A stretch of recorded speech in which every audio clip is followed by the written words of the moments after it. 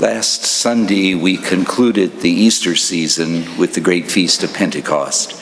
And two great feasts or solemnities follow Pentecost: the solemnity of the Blessed Trinity, which we celebrate today, and Corpus Christi, which we will celebrate next Sunday.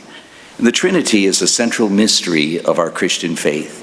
We begin and we conclude our prayers, including the Mass, in the name of the Father, and of the Son, and of the Holy Spirit. Every Sunday we profess our faith in God, who is Father and Son and Holy Spirit. And put very simply, the mystery of the Trinity says that in God there are three distinct persons: Father, Son, and Holy Spirit. The Father is God, the Son is God, and the Holy Spirit is God. Yet there are not three gods, but only one God.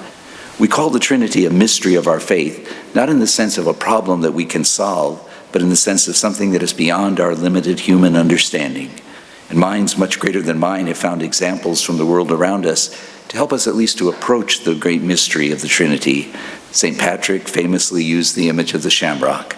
It is one leaf with three distinct petals. We hold a shamrock in our hand, and we don't say that we have three shamrocks, just one shamrock with three distinct petals that make up the one shamrock. St. Ignatius of Loyola used the image of three musical notes playing in perfect harmony at the very same time. The notes are totally distinct from one another, but they blend together to form one sound. John Wesley used the image of three lighted candles placed together. They are distinct from one another, and yet when they are joined together, they form one indivisible flame. Now, modern theologian today uses the image of water.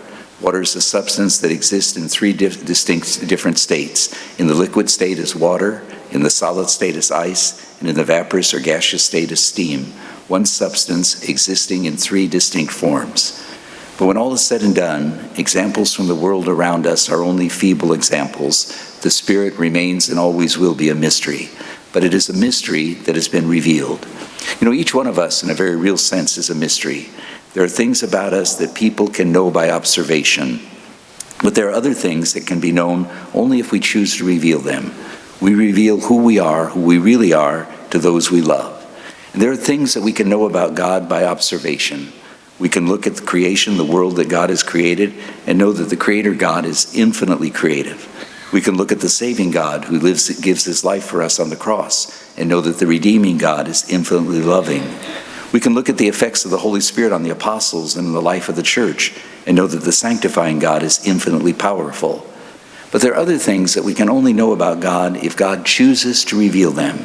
And that is exactly what God has done. In a tremendous act of friendship, God has stepped out of his mystery and in the course of salvation history, revealed his inner life to us. And here's my take on it. Love is the essence of God. John the Evangelist tells us plainly, God is love.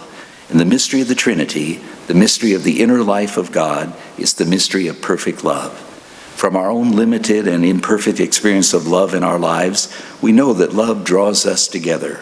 The love of a husband and wife, the love of parent and child, the love of friends draws people together.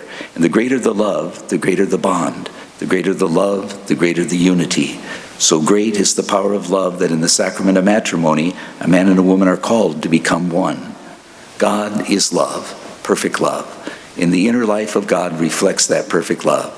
The Father is eternally turned toward the Son and loves the Son with a perfect love. And everything the Father has and is, he gives to the Son, holding back nothing. And the Son is eternally turned toward the Father, receiving all that the Father is and has in perfect love, returning it to the Father, holding back nothing. And this perfect love is so real that it eternally generates the Holy Spirit, that is the bond of perfect love between the Father and the Son that unites them as one. But the beautiful thing is that the Father and the Son don't cling to this love jealously, but have sent the Spirit into the world to do what? To draw all of us into God, to draw us into the very life and love of God. Jesus commanded his apostles to go into the whole world and baptize, not by chance, in the name of the Father and of the Son and of the Holy Spirit. When all is said and done, the mystery of the Holy Trinity, the mystery of the inner life of God, is the mystery of perfect love. And we, by God's gracious plan, have been created to share in his life and in his love. We are created in the image and likeness of God.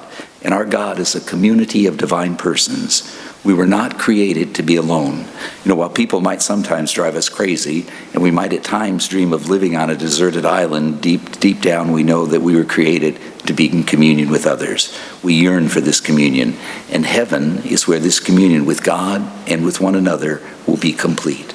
The mystery of the Blessed Trinity doesn't just teach us something about God, it teaches us something about ourselves. Created in the image and likeness of God, who is love, and baptized into the inner life of God, which is the life of perfect love, we were created in love, and we were created for love.